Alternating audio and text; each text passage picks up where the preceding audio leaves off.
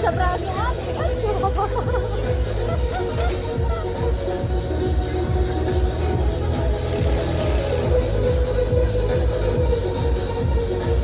Alright! Sino ba gusto ng magic? Sino yung sabing tumalon? Sino yung sabing tumalon?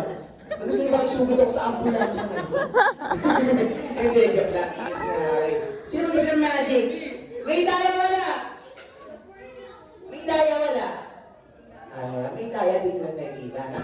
Hindi, joke lang. Itong ginawa ko, sa wala talaga dahil pure talent ko po. Kasi kung hindi ko natatanong, yung ginawa namin dahil sa Pilipinas Got Talent noong season 7 guys, no? Yung tinatawag namin balancing up or balancing exhibition. Kami yung kauna na sumali doon, din kami rin yung kauna-unahang na out, yung sabi ko.